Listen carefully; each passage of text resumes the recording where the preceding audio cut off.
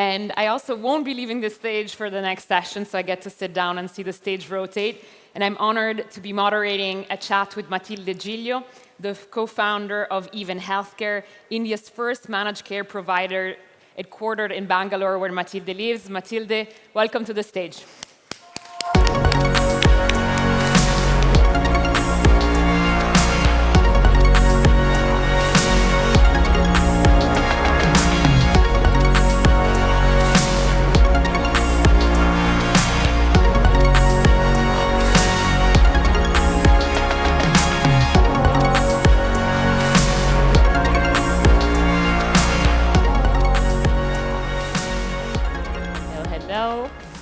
Where should I sit? In front of me, so we get to Perfect. see each other. Okay. So, Matilde, before we start talking, I wanted to share a few data points on Even, because I really think that what you and your co-founders built is incredible, and I want to make sure the audience really knows what we're talking about. So you started Even 2.5 years ago. You've raised over $50 million to date from some of the most recognized VC at the international level. I'll mention Khosla Ventures, the Founders Fund, 8VC, and DST Global. And in 18 months since you launched commercially, you've scaled to hundreds of thousands of members, $20 million in revenue, and over 300 employees, which will be a key figure for our chat today, because we get to talk about a topic that is maybe the most mentioned when we talk about startups, which is the team, and how important it is to have the right team behind you, especially as a founder. And if I may say so, because we are talking about the Italian ecosystem, sometimes the team is not put at the center enough in Italy, and I don't think a lot of founders really think about how to incentivize the team. And I know that you spend a lot of time thinking about this topic, so I'm thrilled that we all get to learn from you and all the work that you've put behind this. So at the highest level, my first question to you is, what are some of the crucial values that you found are central to hiring and retaining the right talent? Yeah, absolutely. I think as a founder, your number one job is to win, right? And in order for you to win, you need to perform at the 1%. And in order for you to perform at the 1%, you need to hire the top 1%. Not only hire, actually, you also need to retain them. So there are a few things that have worked for us quite well in the past. The number one thing is that we are generous, and we believe you need to be generous. And by generous, obviously, for example, at Even, we give stock options, so ESOP, to every single employee in the business. That means also customer service people, of course, have equity in the business and are owners in the business. And obviously, that is not enough. So what do we mean by being generous? We mean that normally we are 2 to 3x market rate. And you would think, oh, you're so nice. But we don't do it because we're nice. We do it because we want to win. And hiring is the ultimate zero-sum game, right? It's not like capital. There is always more capital around. The second thing that we do is that we try and be transparent and fair. In terms of transparency, for example, at Even, all of our compensation framework is publicly available online. What does that mean? That if you are somebody working within Even, or if you are external, you can see how much we pay every single position and how much equity it comes with. Transparency is, again, great, but it's not enough. We thrive to be also fair. So what does fairness mean, for example? It means that you pay every single employee at the same level and for the same job, the same. To us, it doesn't matter where you went to university. It doesn't matter how much years of experience you have. It's just the value that you bring to the table. And so everybody is paid the same for the same position. I'll be honest, it was hard at the beginning. In the short term, it meant a lot of pushbacks and things like that, but we're definitely not afraid of making hard choices initially if they bring a long-lasting competitive advantage, which obviously it has brought us, because we have been able to hire the 1%. We have been able to retain them because we have 98% employee retention, voluntary employee retention after 3 years. And we have built an organization all working towards the same goal, which is ultimately the ultimate competitive advantage and a moat for a company. So I'll summarize them, because, as you said, they are quite revolutionary principles, and the way you apply them is quite maybe even scary when you're starting a company that you might do something like that. So you talked about being generous, you talked about being transparent, and hiring the right people who can thrive in chaos, which is what a startup is for all of its life until maybe it gets a little bit more settled. I want to talk about being generous and about the ESOP plan that you mentioned, because it is something that we don't see a lot, that every single employee at your company has an equity stake in your company. And I imagine, as you said, that you do so to win, because then it helps them do their best work, because they feel they're part of the company. Can you talk to us a little bit more about your ESOP plan and how you structured it in a way that works for you, and how you would suggest that people think about ESOPs? Yeah, absolutely. So again, hiring is a zero-sum game, right? So you need to win. Unfortunately, there are companies that are much bigger than yours, Facebook, Google, that can always beat you on salary. What you can beat them on, especially in markets like India and Italy, where actually they are a little bit immature when it comes to stock. I ran a company previously between the UK and the US. It was a total different story. Like the education was already there. But you can beat them on equity. It was also one of the reasons why we were able to hire really top talent, two of the most renowned people in the industry, before we had any money, right? So we hired our current CFO and our current Chief Healthcare Operations Officer when we didn't have any money, any backing. And the reason why we were able to do that is because we were generous. They were the CFO of two publicly listed companies, and so they were an incredible addition to the team, and one of the reasons why we were actually able to raise such a big seed round from some of the world's leading investors, right?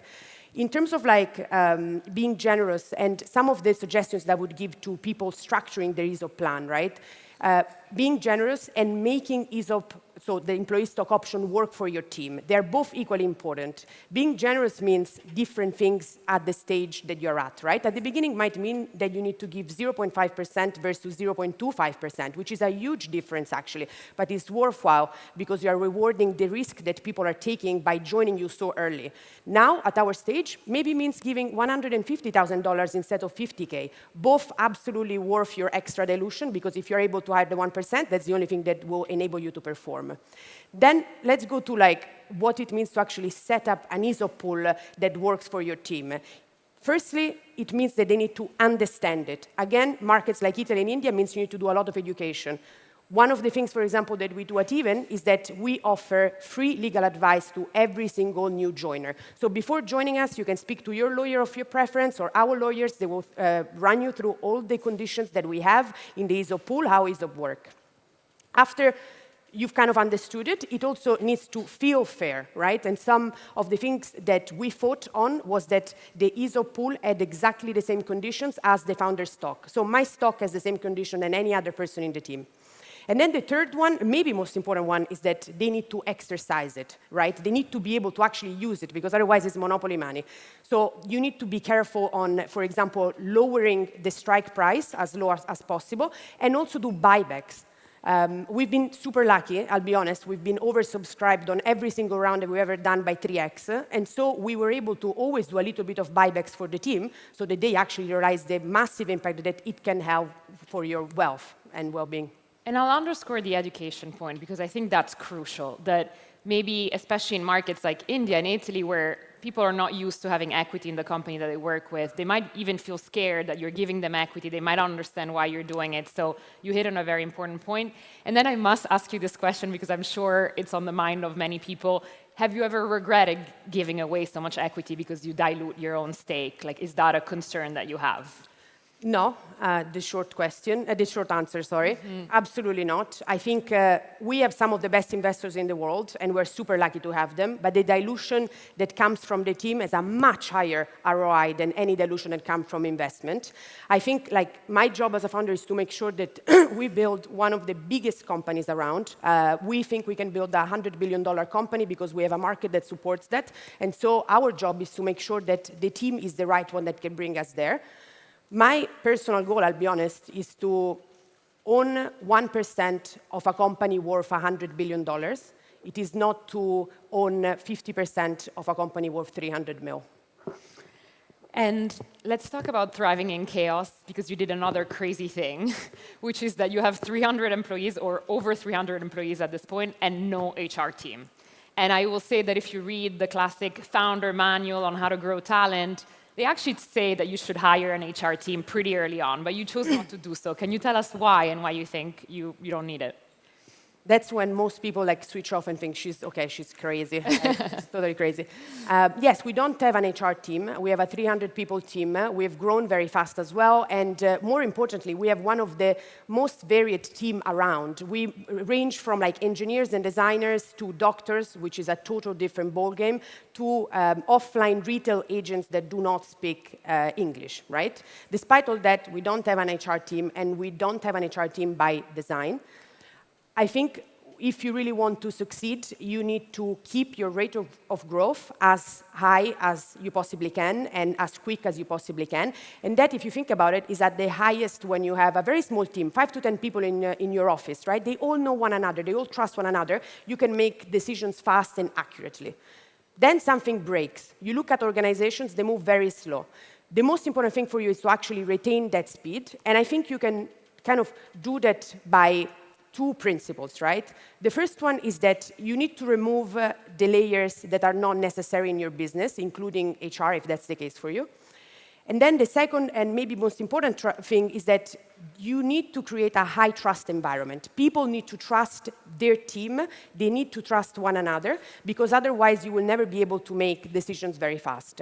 And trust, it's very hard to think about trust, right? I thought about it deeply. I think it's partly competence. So you need to believe that the competence is there in your team, and that is the easiest to solve for. You can hire competent people.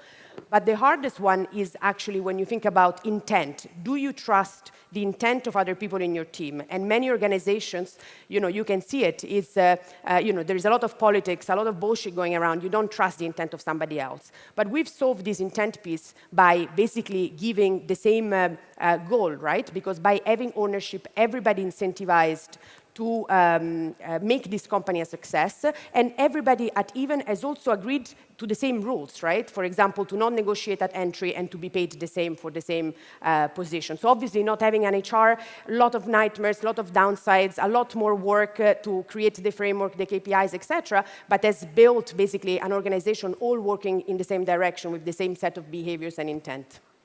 And the other big challenge is once you've hired the right person, is to keep them motivated over time.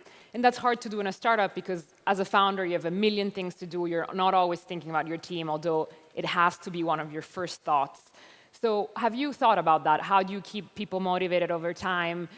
Startups do so, for instance, like famously, I'm thinking about the TV show Startup. It's like you have fun and ping pong tables and you keep everybody around, but at some point that also fades.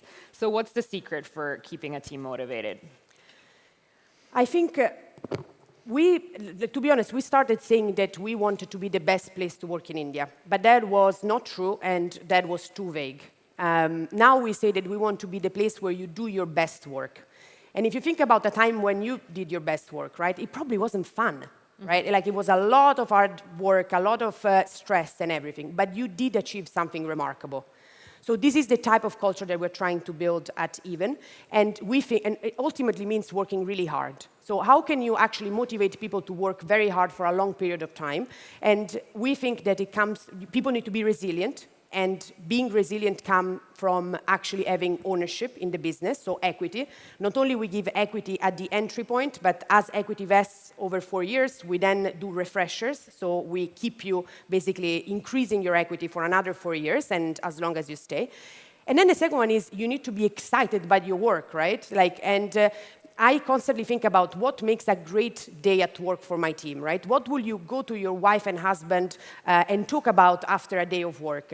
I am okay. I'm not Google and Facebook. You probably won't talk about the amazing coffee beans and macadamia nuts that you had at the office. That's fine, because my team goes home and says, hey, I had a direct impact in making healthcare accessible to millions of people that didn't have access to healthcare before. And I think that's a way higher motivator than ping pong tables. Absolutely. The mission, the vision, and as a founder, being really engaged in reminding people of what they're working towards every day, I'm sure is a big challenge. And I want to close out because I started this conversation just assuming and saying we always say that the team is the most important thing in a startup. But I want to ask you the question directly to hear you say it. Why do you think the team has to be seen as one of the most valuable assets for a startup?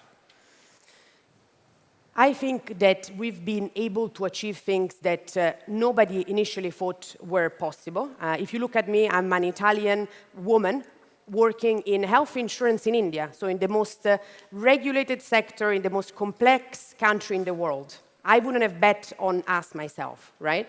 But in the past 3 years, we've been able to basically build a radically better health insurance product, and we've been able to build a radically better healthcare provider piece as well. You know, in 3 years, we scaled from 0 to 20 million in revenues. We have margins that are 3x those of any other competitor. We have a payback that is much faster on hospitals and clinics than anyone else. And that is a direct function of the team that we've built, right? People constantly talk about this feeling that you feel when you reach product market fit. And it is a feeling. It's a feeling that I've felt when we went from 0 to 20 million in revenue in a year. And it's a great feeling. But kind of reaching product market fit is actually 50% luck, 50% hard work and execution. Now we have a way higher challenge ahead, which is how do you get from product market fit to $100 billion in value? And that is pure execution. And you need to have the right team to get you there. To get you there. And the feeling that I have right now, that I'm experiencing, of knowing that the team will bring us there, that they will execute and they will figure out any problem that lies ahead of us, is the best feeling in the world.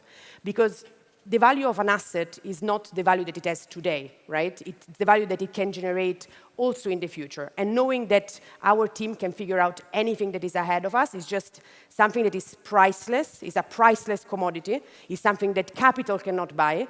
And that is why I think the team is your most valuable asset. Thank you, Matilde. Honestly, it was such an inspiring chat. I hope a lot of people in the audience learn from you, and good luck with everything. Thank you so much.